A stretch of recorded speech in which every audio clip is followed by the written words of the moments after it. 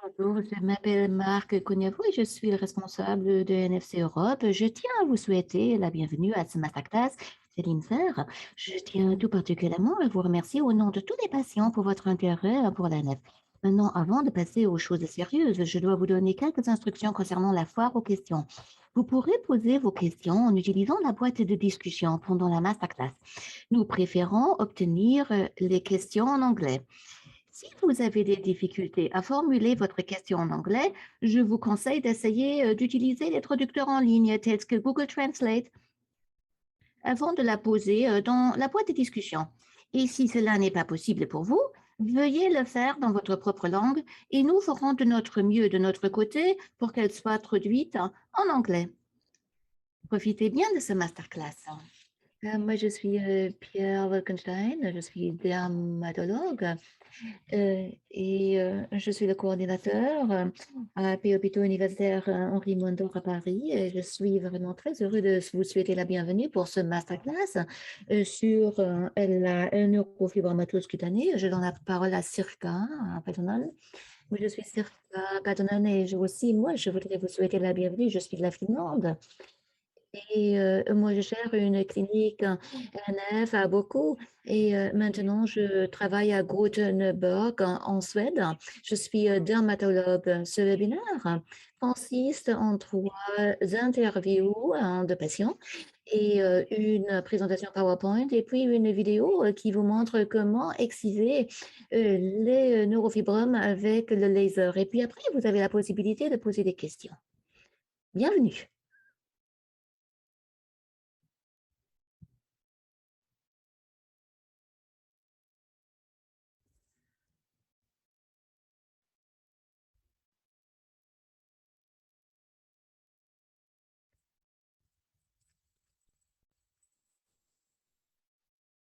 Est-ce que vous pouvez vous présenter? Je m'appelle Jérôme Fourgeau, j'ai 57 ans, j'habite à Paris et je travaille dans une entreprise de recherche et de développement. Quand avez-vous remarqué vos premiers neurofibromes cutanés? Ça, c'est une question difficile, hein, car j'étais trop jeune pour les remarquer. Mais mes parents m'ont dit que je devais avoir 3 ou 4 ans. Combien de neurofibromes cutanés avez-vous? Ce n'est pas facile de répondre, car j'en suis couvert. Je vis avec la maladie depuis mon enfance. Donc, je ne sais pas ce que c'est que la vie sans neurofibromes. Et oui, cela a eu un impact sur ma vie parce que physiquement, je suis différent des autres, un peu différent. Êtes-vous satisfait de la chirurgie au laser? Oui, je suis très satisfait parce que nous pouvons enlever de plus gros et beaucoup de neurofibromes. Donc, oui, le laser est bon pour moi. Êtes-vous mécontent de la chirurgie au laser? Non, je ne peux pas dire cela car le laser est bon. Parfois, il peut y avoir des effets négatifs, hein, comme des brûlures sur la peau. Mais ça, c'est moins grave que le neurofibrome. Donc, aucun effet négatif pour moi. Attendez-vous un traitement médical? Ah oui, bien sûr. J'attends un traitement. Crème, pilule, tout, tout. Je serais bien heureux si j'aurais un autre traitement à tester.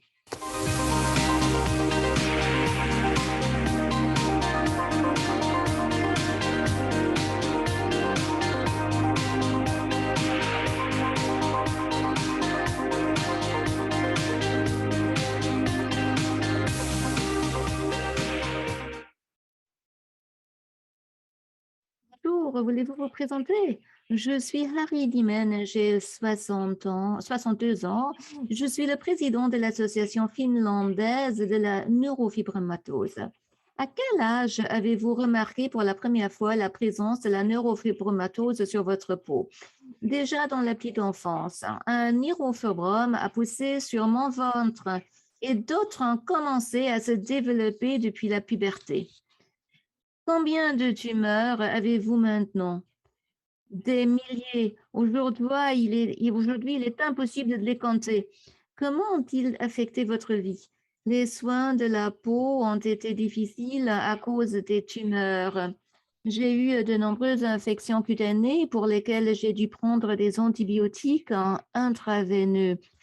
Laver, sécher et humidifier la peau prend quotidiennement beaucoup de temps. En plus, je souffre des démangeaisons. Quand les gens me fixent du regard et font des commentaires, alors ça m'a affecté au point de me vouloir m'isoler.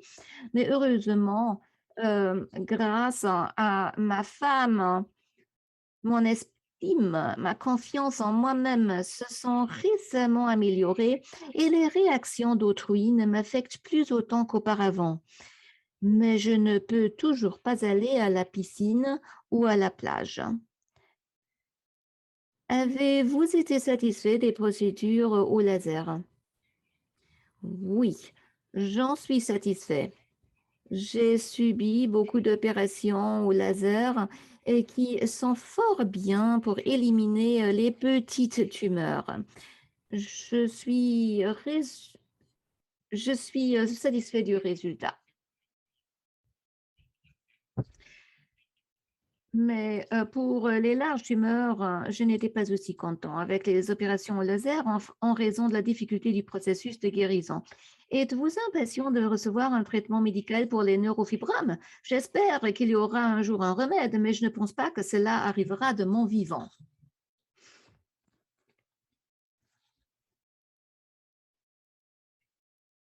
Est-ce que vous voulez vous présenter? Je m'appelle Sarah et je suis une infirmière de 35 ans et je travaille dans un service de soins spéciaux à un hôpital. Je suis mariée et je n'ai pas d'enfant. Quel âge aviez-vous lorsque vous avez remarqué les premiers neurofibromes sur votre peau? Je les ai remarqués pendant mon adolescence. Combien de neurofibromes avez-vous actuellement? Je pense en avoir environ 150 ou 200. Comment affecte-t-il votre vie? En fait, il me cause des démangeaisons sévères. Certains d'entre eux sont devenus ulcérés par la friction. Je n'ai pas eu de problème cosmétique parce que la plupart des neurofibromes ne se trouvent pas sur mon visage. Avez-vous été satisfaite des opérations au laser? J'ai toujours trouvé le traitement très bon, car il est rapide et sans douleur, et les plaies ont toujours bien guéri. Je n'ai pas vécu d'expérience négative. Êtes-vous impatient de trouver un traitement médical pour les neurofibromes? Ce serait super d'avoir un traitement médical, car les procédures chirurgicales comportent toujours des risques d'infection. Un autre avantage serait de pouvoir les traiter chez soi à la maison.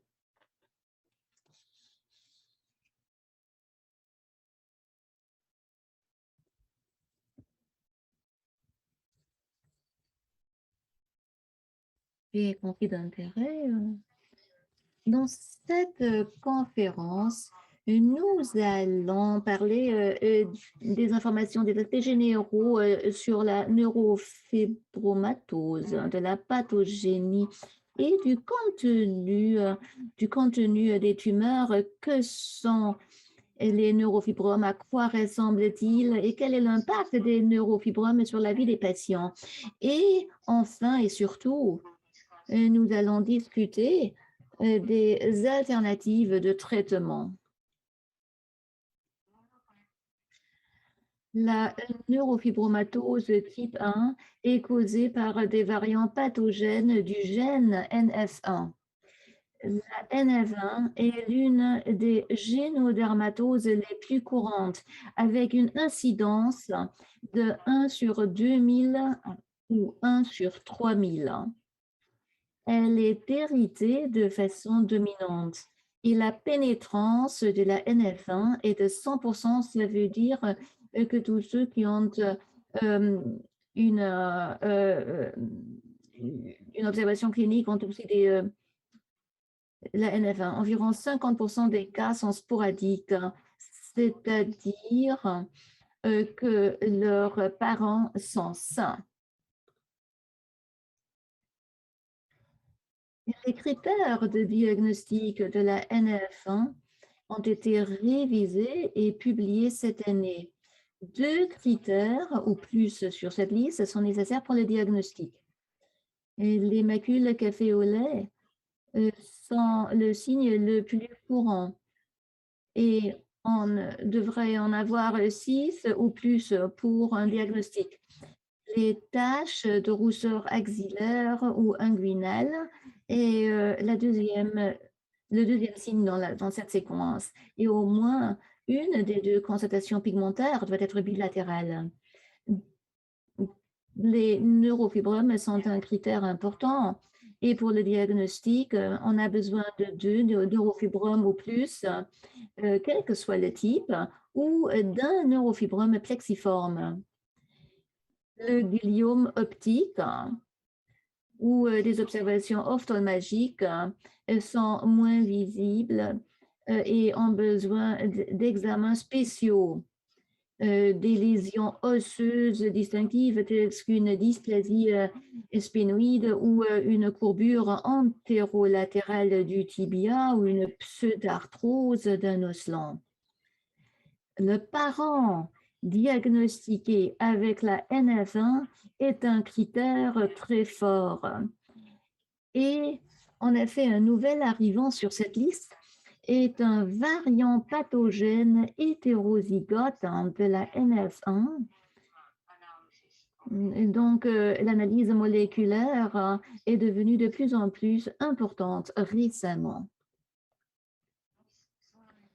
Et ici, sur cette diapositive, vous voyez les observations typiques.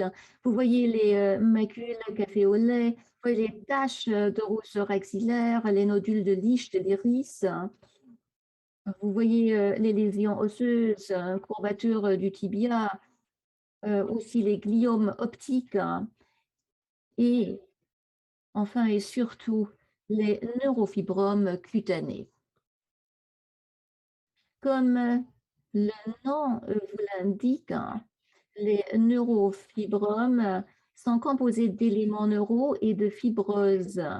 Et ce sont des tissus fibrotiques. Les neuroéléments sont les terminaisons des nerfs. Et si vous coupez un neurofibrome en deux, vous voyez ce tissu. Et vous voyez aussi que la couleur de ce neurofibrome est la couleur de la peau. Et puis, la composition des neurofibromes comprend différentes cellules de nerfs périphéraux. Ce sont les cellules de Schwann, et ce sont puis les fibroblastes, les cellules périneurales. Et pour les cellules immunitaires, vous voyez le bleuissement ici, ça montre les mastocytes. En plus, il y a des structures folliculaires dans beaucoup de neurofibromes et qui contiennent des follicules pileux, des glandes sébacées, muscles et aussi des tiges capillaires. Et la matrice extracellulaire collagénique comprend différents types de collagène, comme par exemple le collagène fibral, le collagène du type 4 qu'on trouve dans la membrane basale. Lorsqu'on parle de la pathogénie des neurofibromes cutanés, alors il y a cette conception d'une mutation de deuxième coup dans une sous-population de cellules de Schwann. Là, il se passe une deuxième mutation de deuxième coup et cela entraîne cette interruption et entraîne la prolifération des cellules de tissu connectif. Une autre théorie possible sera que les neurofibromes ont leur origine dans les cellules souches qui résident dans la peau.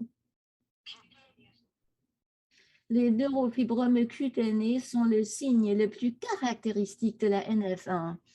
Pratiquement tous les patients adultes atteints de la NF1 présentent des neurofibromes cutanés, ces tumeurs. Quelques neurofibromes peuvent être présents dans l'enfance, mais ils commencent généralement à se développer à la puberté. Alors, à quoi ressemblent les neurofibromes cutanés?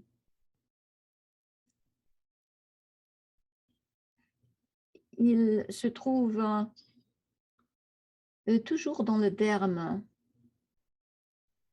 de la peau. Ils peuvent être plats ou peut-être un peu élevés par rapport au niveau de la peau,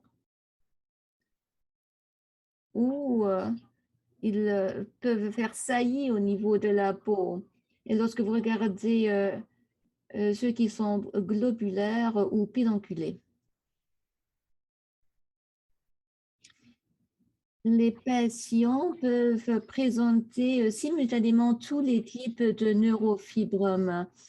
Les plus troublants sont les globulaires et les pédonculés, parce qu'on peut les voir à travers les vêtements. Parfois, les dermatologues obtiennent des questions concernant les taches pourpres sur la peau, qui sont la peau restant un peu plus douce. Et là, il s'agit de neurofibromes plats. De même que les neurofibromes peuvent être très nombreux, ils ne subissent pas de transformation maligne. Donc, il n'y a pas de nécessité pour les retirer chirurgicalement en raison d'une présumée malignité. Aussi, ils sont sûrs à traiter avec des méthodes destructives. De même que vous ne pouvez pas obtenir un échantillon histomologique avec ces exemples. Les neurofibromes cutanés représentent le plus lourd fardeau de la maladie chez les patients adultes. La NF1 est une maladie progressive. Il y a beaucoup de tumeurs et les tumeurs se multiplient au cours de la vie d'une personne. Logiquement, on commence par le passé avec ce qu'on connaît. Ici, vous voyez la distribution de l'âge pour les neurofibromes cutanés avec trois courbes. En bleu, vous voyez les neurofibromes dans l'enfance, et puis en rouge, et là, vous voyez l'accroissement dans la puberté. Et puis, vous voyez en jaune ceux qui sont représentés à l'âge de 50 ou 60. Alors, on peut vraiment conclure ici que l'âge est un facteur de risque quant au nombre de neurofibromes. L'impact des neurofibromes cutanés peuvent être mesurés par des questionnaires qui posent des questions sur la qualité de la vie. On peut aussi évaluer la visibilité de cette maladie en se servant d'échelles, comme par exemple l'indice d'Ablon. Sur cette diapositive, vous voyez la corrélation entre la visibilité de la maladie et aussi son impact sur la qualité de vie en se servant de Skindex. Le plus la maladie est visible, le plus grand est l'impact sur les émotions, les symptômes physiques et le fonctionnement, le comportement. On a rapporté que les patients avec fibromatose Schwann sont vulnérables à la dépression. En se servant de GHQ12, on voit que la visibilité est directement liée au développement de la dépression. Donc, en résumé, on peut dire que la visibilité est vraiment le fardeau principal pour les patients.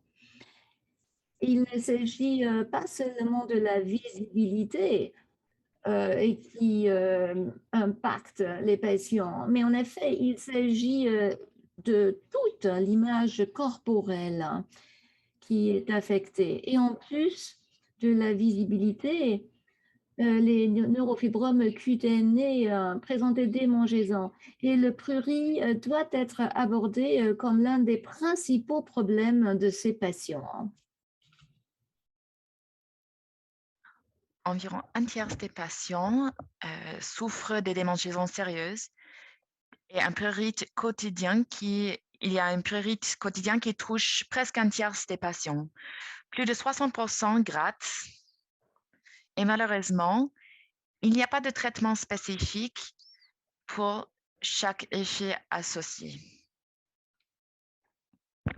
En fonction des études, nous pouvons dire que les neurofibromes cutanés sont à l'origine d'une certaine stigmatisation. Et dans le cas de neurofibromatose plus sévère, le patient va souffrir plus d'effets généraux sur des différents domaines de la santé, par exemple le fonctionnement physique, les maux corporels, la perception de son image corporelle et la vitalité. La visibilité, en fait, est l'élément qui a le plus d'impact négatif sur le niveau de vie du patient. Alors, qu'est-ce que nous pouvons faire donc? Les thérapies actuelles pour les neurofibromes comportent les éléments suivants: des opérations et des différentes techniques ablatives. Et ces opérations peuvent se faire sous anesthésie locale, mais dans ce cas-là, il va falloir passer par plusieurs séances de traitement à cause du nombre des tumeurs. Sous anesthésie générale, il est possible d'enlever des dizaines de tumeurs en un seul coup, une seule séance, en utilisant des techniques ablatives. Maintenant, on va passer au traitement de neurofibromes cutanés. Le traitement principal aujourd'hui, c'est une opération dermatologique chirurgicale.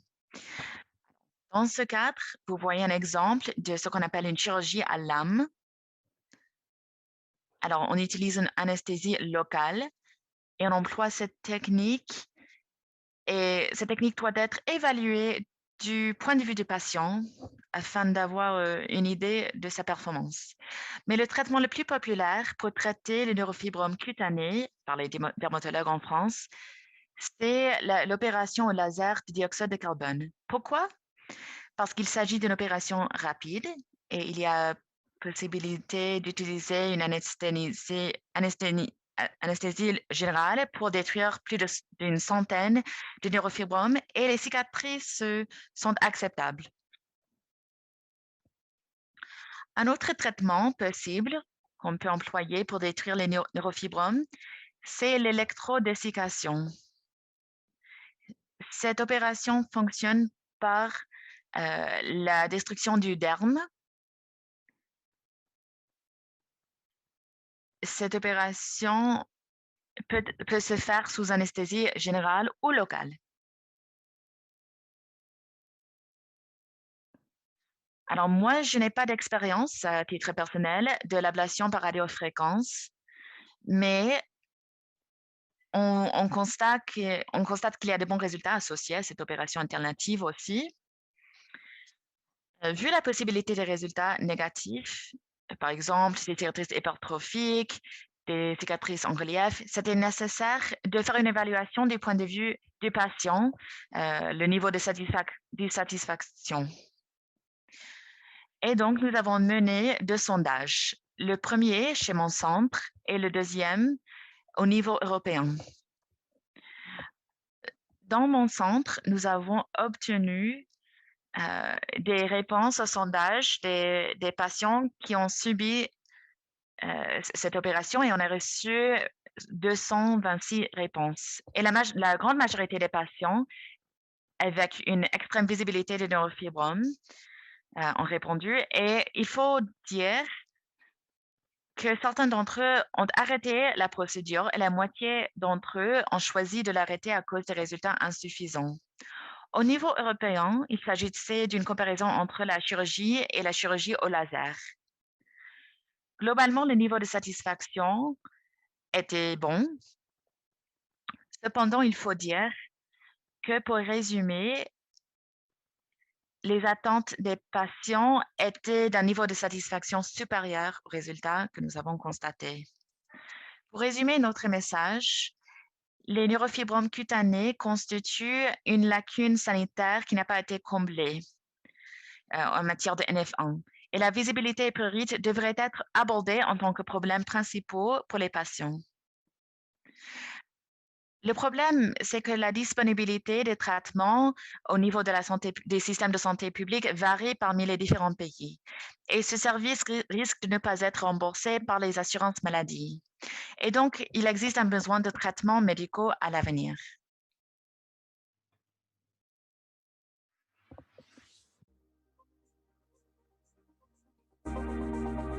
Le traitement des neurofibromes cutanés par laser de dioxyde de carbone.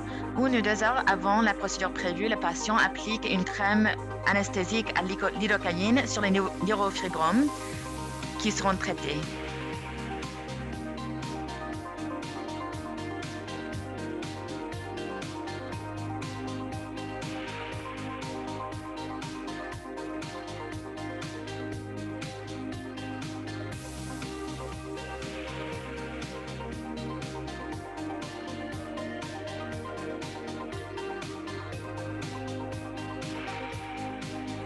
Le médecin injecte une anesthétique de manière sous-cutanée, telle que la lidocaïne par exemple, avec épinéphrine, qui apporte une anesthésie locale, mais aussi permet de minimiser le saignement grâce à l'épinéphrine.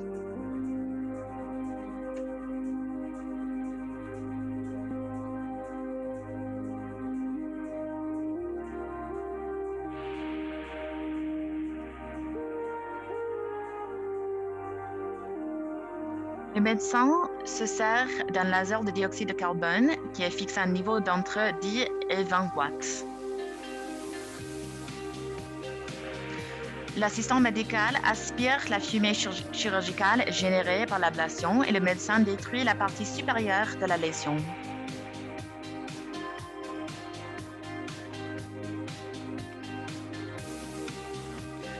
Faites très attention pour vider complètement la neurofibrome afin d'éviter une cicatrice en relief. Si la neurofibrome se colle trop à la peau dessous, le médecin doit la détruire complètement.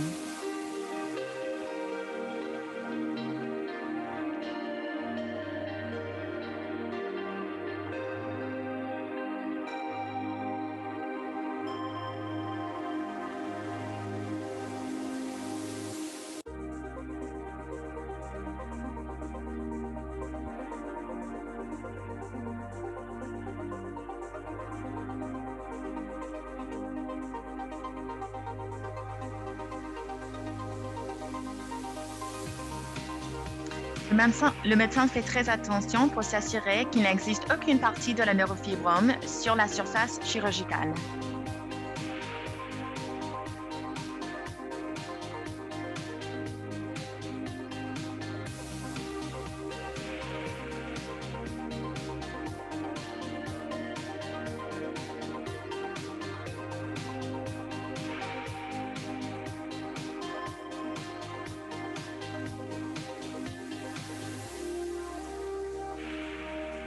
Le médecin ou son assistant désinfecte la plaie.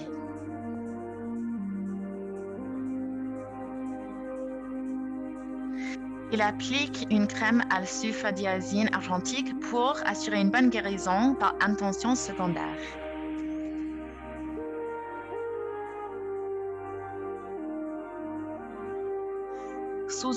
Dans une séance d'anesthésie locale, on peut détruire environ 20 lésions et dans une séance sous anesthésie générale, on peut détruire environ 100 lésions. Le laser est réservé normalement au traitement de lésions qui mesurent moins d'1 centimètre.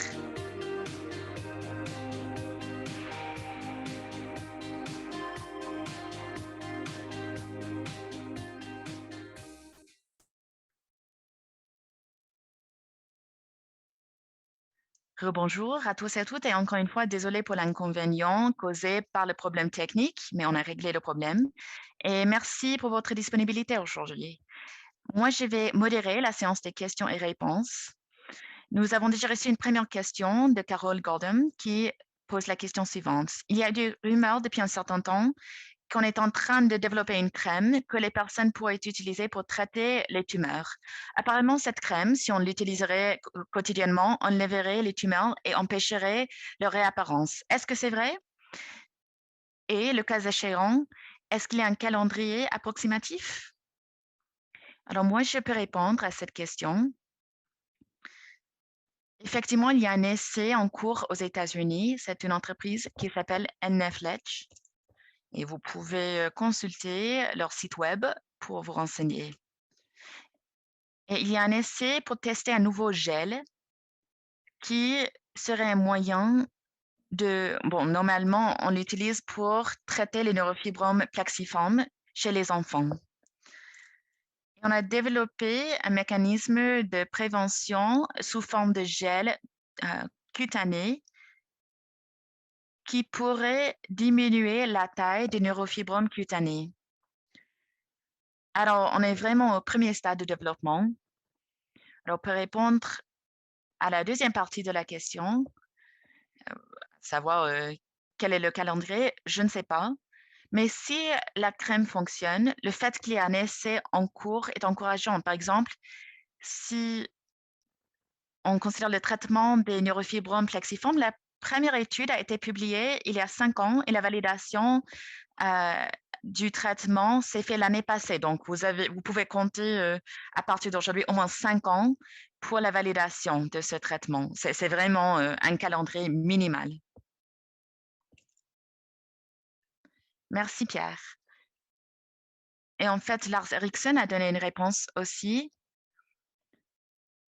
qui donne, il donne l'adresse web pour consulter le site sur l'étude. Moi, je ne connais pas le site web, mais vous pouvez chercher NF. Vous pouvez chercher cette étude dans Google et vous allez le trouver. Alors, j'ai mis le lien dans la boîte à discussion. C'est parfait. Encore une question. Est-ce qu'il y a des critères pour traiter les neurofibromes cutanés avec le laser au dioxyde de carbone? Est-ce qu'il faut avoir une taille minimale ou alors est-ce qu'il y a une taille maximale pour pouvoir les traiter de cette manière? Ce sont de très bonnes questions. Alors, moi, je ne les traite pas sur les mains ni sur les pieds si vous n'êtes pas tout à fait sûr que ce soit au niveau cutané, parce que ce sont des zones très sensibles. Mais c'est une très bonne question. Est-ce qu'il vaut mieux traiter les petites ou les grandes? Parce que si vous traitez une petite, vous laissez une cicatrice et vous ne savez jamais si on aurait pu traiter une plus grande, mais pour les grandes, j'ai traité beaucoup de neurofibromes d'entre 2 et 3 centimètres sur le ventre ou sur le dos, mais ça laisse derrière une assez grande plaie pendant plusieurs semaines. Et donc, je préfère rester autour d'1 centimètre ou entre 1 et 2 centimètres. Chez mon centre, c'est exactement la même chose. Nous avons notre règle, mais bien sûr, vous pouvez trouver des exceptions à la règle, c'est sûr. Un diamètre d'1 centimètre ou moins d'1 centimètre sous anesthésie locale, mais si vous dépassez l'1 centimètre, ça passe à un autre stade. Et le temps de guérison est beaucoup plus important au-delà d'1 centimètre de diamètre. Et des fois, la cicatrice est très visible. Alors ça, c'est une contrainte sur la procédure. Et bien entendu, s'il s'agit d'une tumeur corporelle, c'est-à-dire si la neurofibrome ressort de la peau, et ça va laisser une grande plaie. Mais si c'est au niveau de l'intérieur de la peau, mieux vaut traiter les plus grandes possibles dans une opération, dans une chirurgie soi-disant normale. Il y a une autre question. Quel est le pourcentage de récurrence des tumeurs suite à l'opération au laser? Et est-ce qu'on peut faire une comparaison avec d'autres traitements non laser? J'ai envie de dire que si vous faites une extraction de la neurofibrome, c'est-à-dire que vous enlevez l'intégralité de la neurofibrome, cela veut dire qu'il n'y aura aucune récurrence. Mais qu'est-ce que ça veut dire concrètement, aucune récurrence? Vous pouvez enlever une seule neurofibrome, mais vous n'allez pas prévenir le développement d'autres neurofibromes autour. Donc, des fois, les patients disent que l'enlèvement des neurofibromes est lié à le redéveloppement des autres. Je ne sais pas si c'est vrai ou pas, mais c'est quelque chose que les patients nous disent. Pour résumer, je pense que si vous faites une extraction totale de la neurofibrome, il n'y a aucune récurrence, mais cela n'évite pas le futur développement des autres neurofibromes. Donc, si vous passez par la procédure chaque année, disons, ou tous les 2 ans, vous pouvez avoir des résultats acceptables. Je suis complètement d'accord, mais en même temps, j'ai constaté que les patients qui font enlever leur neurofibrome par une opération normale, des fois, on voit le redéveloppement des neurofibromes dans la zone de la cicatrice. Et je me dis que c'est possible à cause des sutures. Donc, si vous avez un domaine si vous voulez avoir une zone sans cicatrice, il faut passer par le laser. Mais c'est vraiment la zone du laser dans un périmètre d'1 millimètre, je dirais. Il y a pas mal de questions qui arrivent. Il y a encore une question de Lars Eriksson qui disent qu'il y a bon, sur la diapo, on voit que les patients préfèrent l'opération au lieu de l'opération par laser. Est-ce que cette méthode est meilleure que la procédure par laser? Est-ce que vous avez consulté cette étude-là? Alors, cette question, bon, j'en ai discuté avec Lulé. La question de la chirurgie dermatologique est liée à la contrainte de l'anesthésie. Pour une chirurgie ablative, bon, sans doute, les résultats sont meilleurs pour cette chirurgie dermatologique, mais le nombre de neurofibromes qu'on peut enlever est bien inférieur. Si vous consultez le tableau des résultats, cela ne dépasse que rarement les 20 neurofibromes qu'on peut enlever. Et c'est pour cela que nous avons décidé de privilégier l'opération au laser quand vous avez bon nombre de neurofibromes, mais je suis d'accord que ce traitement n'est pas idéal. Et encore dans ce même sens, il y a encore une question. Alors, ce participant a vu une présentation d'un chirurgien à Los Angeles. Il y avait un médecin qui utilisait une injection sous-cutanée. Est-ce que c'est une bonne idée de passer par cette procédure? Alors, il s'agit d'un chirurgien plastique de Los Angeles. Et si vous consultez le site web de ce médecin, et je le connais, les résultats sont bons. Mais encore une fois, la question se pose, probablement cet équilibre entre le nombre de neurofibromes qu'il faut enlever et les problématiques techniques restent les mêmes. Alors pour moi, donc, la conclusion ou la perception des patients et ma propre perception de cette injection, c'est que, bon, il y a une lacune de traitement médical qui n'a pas été comblée. Et aussi pour prévenir le développement des neurofibromes, reste une lacune également. On a reçu quelques questions sur la prévention. Il y a une question qui est la suivante. Est-ce que vous avez une expérience avec des inhibiteurs topicaux pour les premiers stades du développement des neurofibromes? Alors, je pense que cette question a déjà été abordée. Moi, je n'ai pas d'expérience, mais peut-être que ça pourrait proposer des possibilités intéressantes. Nous avons déjà des gels topicaux, par exemple, sur le visage. Si vous voyez de toutes petites neurofibromes qui commencent à se pousser, ça pourrait être intéressant.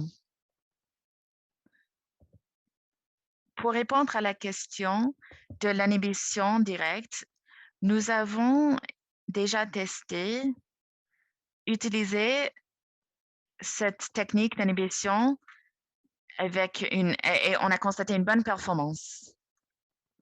Et bien sûr, j'ai essayé un traitement générique pour prévenir les neurofibromes, mais cela n'a pas réussi.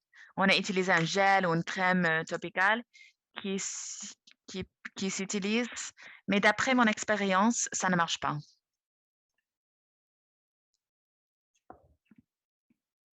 Et toujours sur ce sujet de la prévention, il y a une question.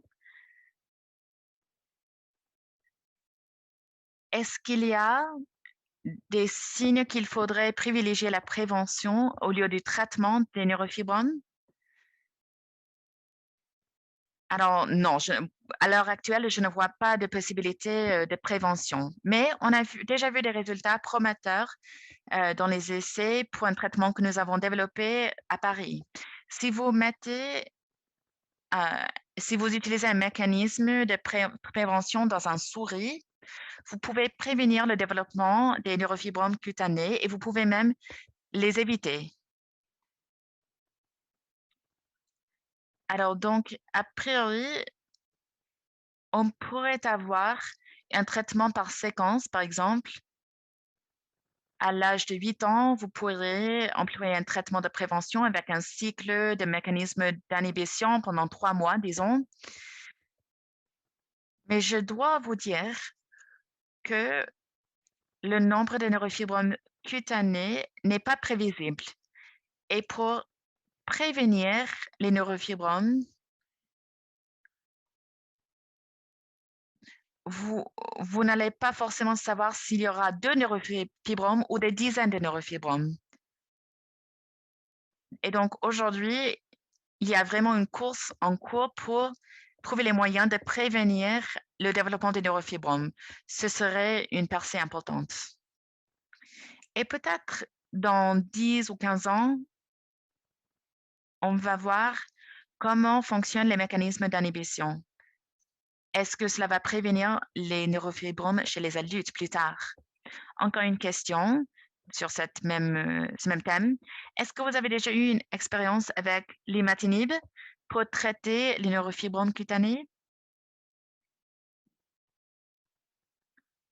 Alors, je connais un patient, un patient qui l'a utilisé pour traiter une autre maladie, mais sans résultat positif au niveau des neurofibromes cutanés. Mais c'est seulement un cas que j'ai connu. Mais je connais quelqu'un en France qui a employé primatinib pour traiter les neurofibromes cutanés de manière systématique et les résultats n'étaient pas mal.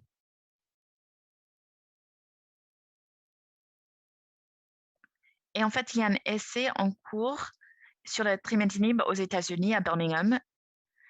Et c'est un essai qui est en cours. Encore une question. Est-ce que les tumeurs cutanées qui se développent entre les couches de peau restent là ou est-ce qu'elles se développent pour devenir des neurofibromes qui ressortent de la peau plus tard? Je n'ai pas saisi la question. Est-ce que les tumeurs sous-cutanées qui se développent entre les couches cutanées restent là ou est-ce qu'elles se développent pour devenir des neurofibromes, de véritables neurofibromes qui sont visibles sur la peau? Alors peut-être qu'il pense aux tumeurs qui poussent entre les couches de derme et le niveau sous-cutané, mais à mon avis, elles restent là. Si la peau est en mouvement sur la tumeur, normalement, la tumeur est en dessous du derme et elle ne va pas ressortir. Mais si elle est au sein du derme, effectivement, elles peuvent commencer à se pousser pour ressortir de la peau. Je suis d'accord. Normalement, c'était une question sur les neurofibromes sous-cutanés qui se trouvent en dessous du niveau de la peau. Une question, encore une question. À quel point est-ce que l'opération fait mal? C'est-à-dire l'opération au laser après être sorti de l'anesthésie? Je dirais que c'est plutôt, la pénibilité se trouve plutôt au niveau du pansement. Les patients disent que ce n'est pas douloureux. Et toujours dans ce même sens, est-ce qu'il y a une différence entre la cicatrice générée par la procédure au laser et la cicatrice générée par la chirurgie ordinaire? Oui,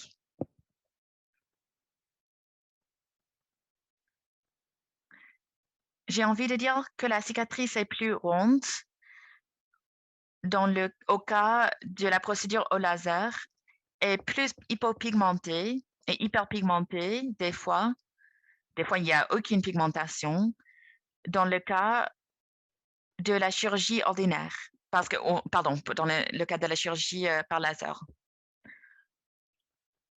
Est-ce que c'est une réponse réparatrice ou inflammatoire? Non, il s'agit juste d'un phénomène technique. Parce que dans la chirurgie, vous pouvez avoir des points. C'est comme une petite échelle qui se trouve sur la peau. Ça laisse une cicatrice. Mais normalement, après une chirurgie, la cicatrice se trouve au niveau de la peau. Et je pense que c'est mieux dans la plupart des cas. Encore une question. De quelle manière est-ce que les neurofibromes cutanés répondent à une thérapie systémique, systémique il n'y a pas, les médecins n'ont pas d'expérience dans ce domaine.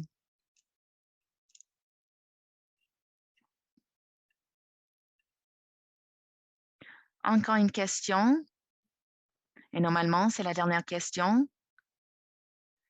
À quel moment est-ce que vous recommandez l'enlèvement par laser ou par chirurgie des neurofibromes? Est-ce qu'il vaut mieux les enlever au premier stade? Alors, ma stratégie, c'est de poser la question aux patients. Il faut concilier les avantages et les désavantages de la procédure. Mais en clair, pour les neurofibromes cutanés, c'est pénible pour les patients et donc je pose la question. Et après, j'essaie de voir si la cicatrice sera plus visible ou pas. Donc, en clair, il s'agit de concilier ces deux aspects-là. Mais il n'y a aucune prévention dans les deux cas, si je peux ainsi dire. Vous devez passer par des procédures en continu pour détruire ou enlever les neurofibromes cutanés. Je suis d'accord. Encore une question. Est-ce que vous avez une théorie pour expliquer les changements hormonaux représentés par la puberté qui pourraient causer des tumeurs? Et est-ce que cela implique une approche médicale éventuelle? On sait que les cellules de tumeurs dans les neurofibromes contiennent des récepteurs d'estrogène. Alors, cela veut dire que les tumeurs sont sensibles aux hormones, mais pour moi, il ne s'agit pas vraiment de possibilité de traitement.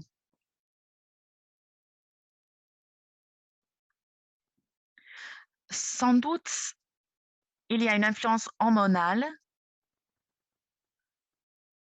sur les neurofibromes cutanés. On voit ce phénomène lors de la grossesse, mais à mon avis, la modulation hormonale ne serait pas une stratégie viable. Cependant, effectivement, il y a des hormones sensibles aux hormones.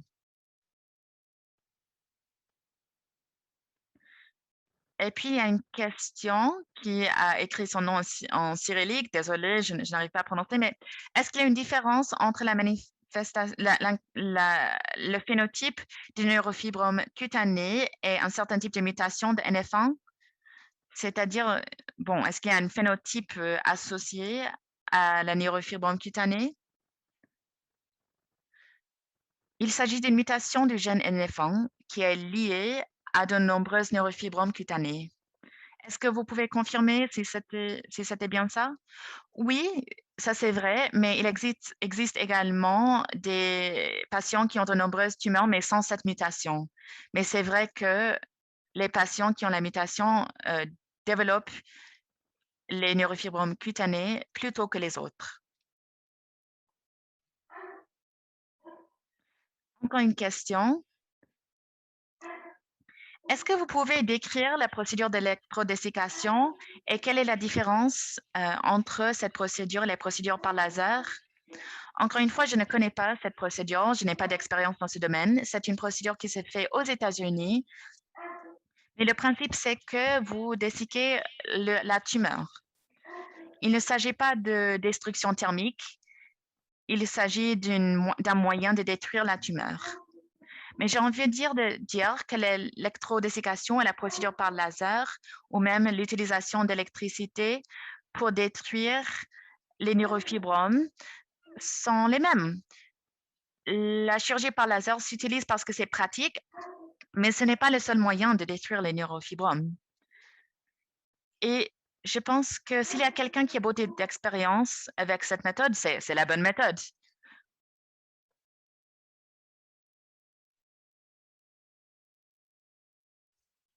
Une question très difficile de Sarah. Est-ce que vous pensez que les tensions avec les tumeurs et qui causent des sécrétions de tumeurs ont plus de risques pour développer des neurofibromes à un jeune âge? À mon avis, cela n'a pas été publié. Euh, avec les patients avec gliome ont moins de neurofibromes cutanés. Ça, c'est mon expérience. Et puis, la dernière question de Meredith Fanelli. Quel traitement recommandez-vous pour le prurit? Je ne sais pas.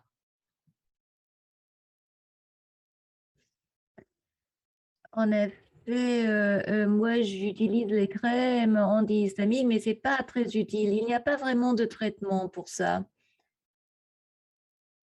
Il n'y a pas vraiment une efficience en évidence ici aussi. Les patients des démangeaisons à cause de la peau qui est sèche et aussi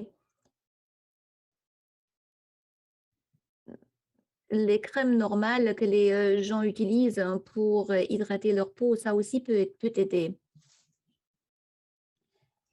Et puis une question de Frédéric Acatiara. Qu'est-ce que vous pensez des traitements de médicaments topiques, le développement de ces traitements? Bon, je vois ce que le monsieur a dit que Circo a interviewé. Oui, c'est quelque chose qu'il faut développer.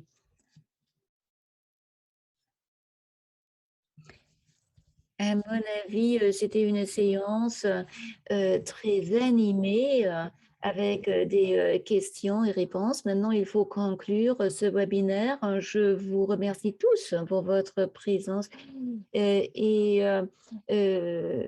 nos intervenants pour être ici avec nous. J'espère de vous revoir lors du webinaire prochain dans notre programme. Un grand merci à tout le monde. Bonne soirée.